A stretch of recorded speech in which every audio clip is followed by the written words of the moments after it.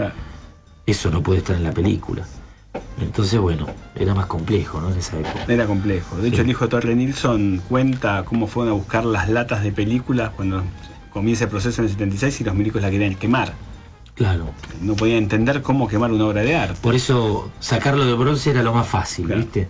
Ahora, era un ser humano, sí, humanizarlo, pero un ser humano extraordinario y excepcional. No era cualquier ser humano, San Martín.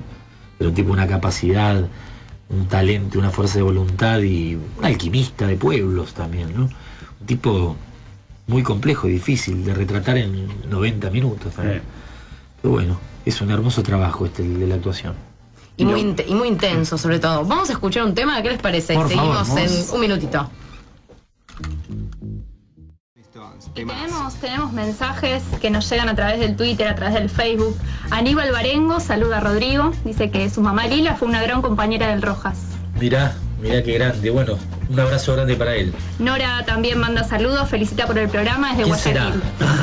¿Quién será Nora de Guayaquil? ¿Quién será Nora, no? De Guayaquil, ¿eh? Y para los que nos están escuchando por primera vez, nos pueden buscar en el Facebook, facebook.com/a todo lo que da en Radio Uva, o a través del Twitter @a todo lo que da. También llamarnos al 4810-0006, dejarnos un mensaje en el contestador. Está Rodrigo Lazarra con nosotros para contestar todo lo que pregunten, todas las inquietudes, todo lo que quieran. Yo tengo una pregunta para hacerle a Rodrigo. A ver. Recién escuchábamos My Girl de los Rolling Stones, que es el tema final de una serie que hizo Marca en la televisión argentina, que es Ocupas. Vos protagonizaste una de las escenas más impactantes que se vieron, que yo por lo menos yo vi en la televisión argentina, que es cuando tu personaje Ricardo iba a los monoblocks del Doque y los sodomizaban, lo intentaban sodomizar. Así de alguna es. forma, ¿no? Que es, a su vez, es una reescritura del Matadero de Echeverría. Seguramente Bruno Estañaro, un genio total, hizo clara referencia. Le cambió el final. Le cambió el final por suerte. Por suerte, sí. Por suerte. No, la pregunta era cómo fue el proceso de construcción del personaje de Ricardo, que era un estudiante de la UBA. Sí, básicamente yo no estaba muy lejano a Ricardo, nunca fui estudiante de la UBA, pero sí era un pibe de clase media, hijo de universitarios, que perfectamente podría haber, si la actuación no me hubiese salvado, entrado en el ciclo básico. Lo digo porque nada, me salvó a mí, me dio una posibilidad de expansión y de creatividad que de otra manera no hubiese tenido. Hoy sí me encantaría por ahí encarar una carrera. Pero nada, el personaje ese me resultó cercano. Era un pibe que estaba cansado un poco de las cuestiones de su clase, ¿no? E intentaba un acercamiento a los mundos más marginales.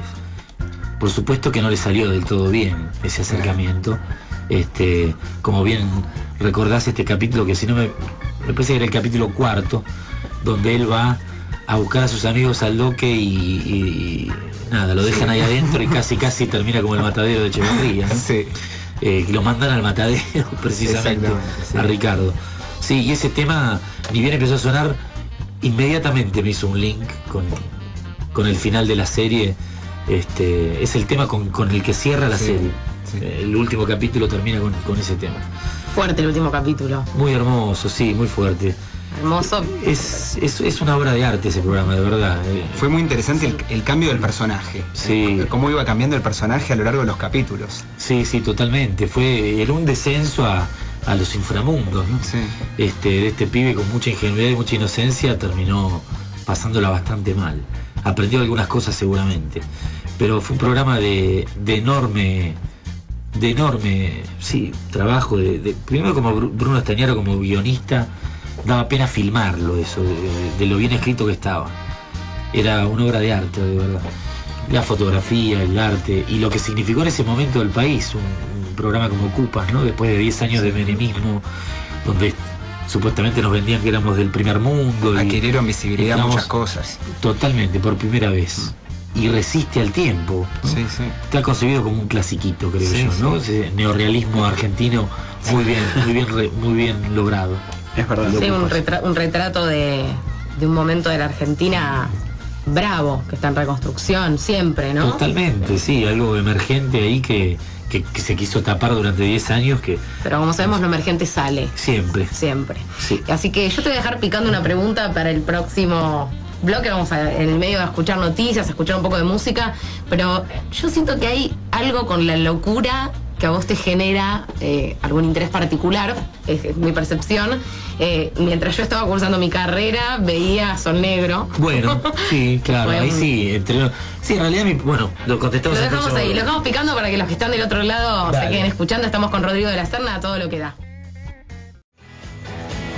Bueno, estamos acá de vuelta en A Todo Lo Que Da con Rodrigo de la Serna. Estamos escuchando Rebel Rebel de David Bowie. Tenemos un mensaje de Susana de Caballito que nos llamó. Dice que está enamorada del programa.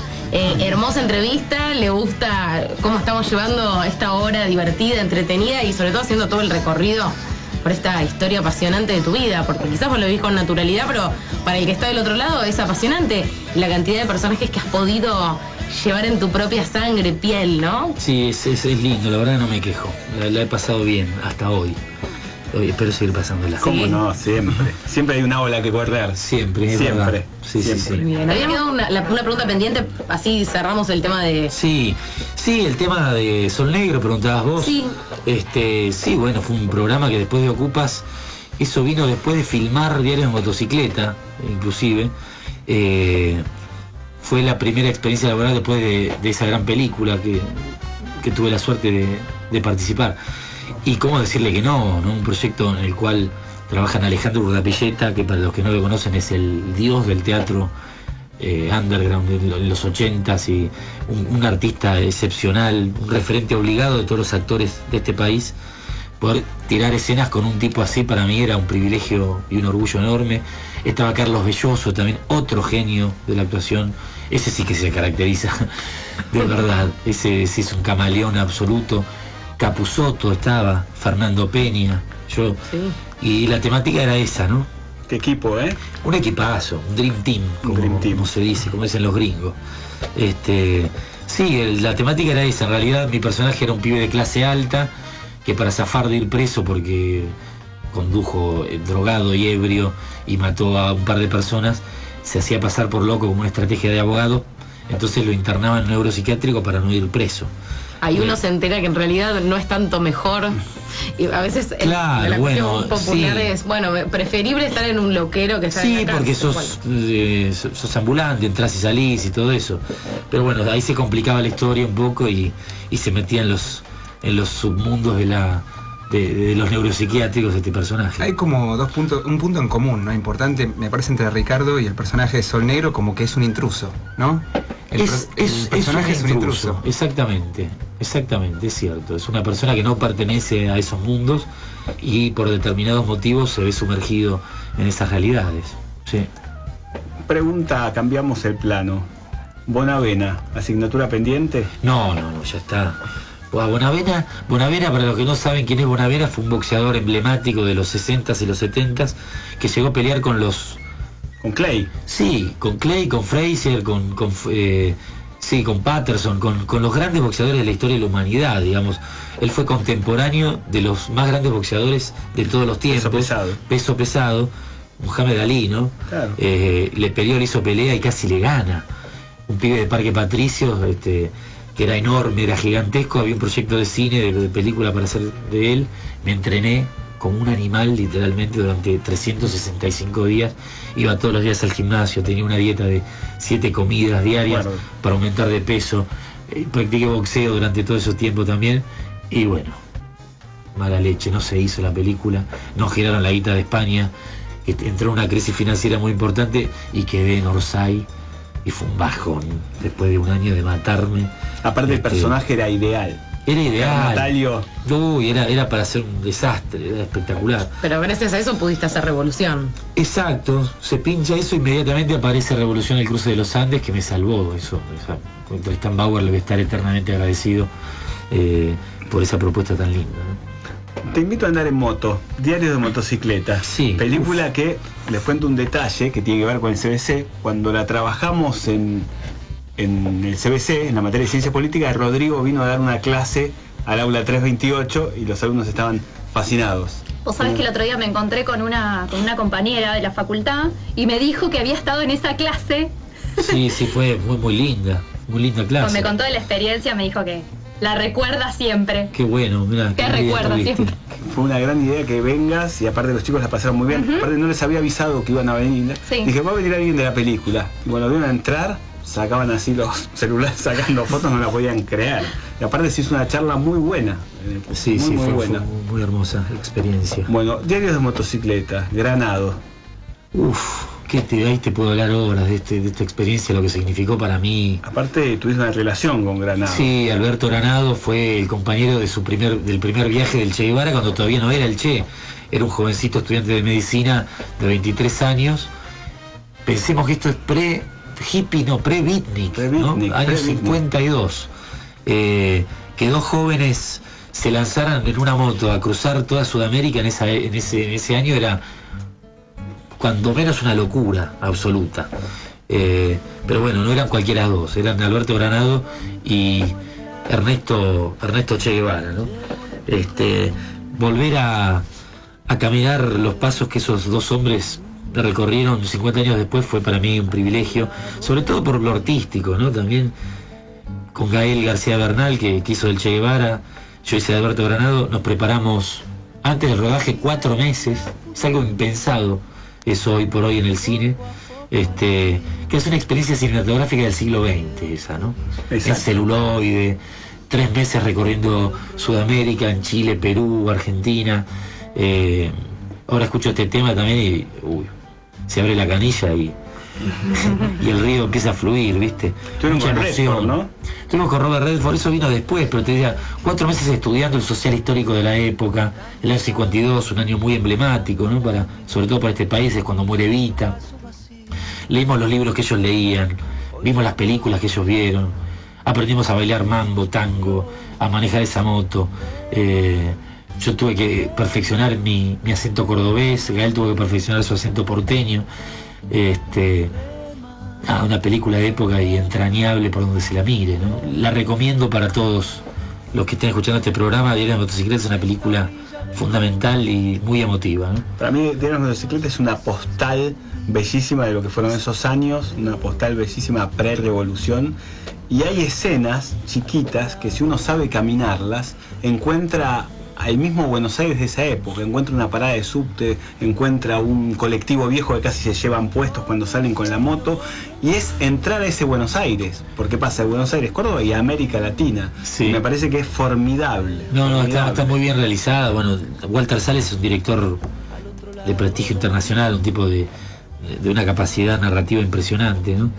Y bueno, volver a pisar los pasos que ellos dos nos topábamos con personas que los habían conocido en los pueblitos de Chile, ¿no? En el leprosario, en el Amazonas, terminamos la película filmándola en el Amazonas peruano. Había leprosos que fueron reclutados para esas escenas en la película, que se acordaban de ellos, ¿no? Y en un momento, bueno, Alberto Granado, un viejo de 80 años, que fue el compañero original del Che, nos acompañó durante buena parte del rodaje, se encontraban con ellos, y eran encuentros, viste, de una magia. Había los leprosos agradeciéndole a Alberto claro, porque de verdad ellos cambiaron las maneras y las formas en ese leprosario, que estaban los sanos de un lado y los leprosos de otro. Ellos fueron ahí, quebraron un montón de cuestiones así protocolares y ortodoxas que de verdad estos tipos se acordaban, ¿no? Entonces volver a ver esos entes entre esas humanidades y ser testigo privilegiado de eso fue impresionante. Imagínate las anécdotas que me contaba Alberto de la intimidad del Che, ¿viste? De primera mano me contaba cómo era, cuáles eran sus gustos particulares, lo desmitificaba permanentemente. Fue una experiencia increíble. Y después vinieron los viajes. Claro. Después los viajes por todo el mundo, ¿no?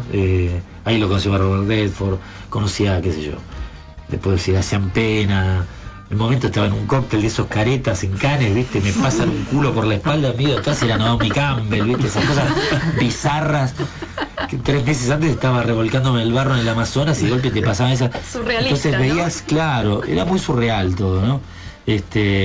Pero nosotros íbamos con una película con la cual estábamos muy comprometidos por la realidad latinoamericana, por lo que queríamos mostrar de esta realidad, y de golpe estar en la otra cara del mundo, la otra cara de la moneda, en esos megafestivales recontracaretas y prestigiosos, fue un contraste bastante duro para mí. Compartir noche con DiCaprio.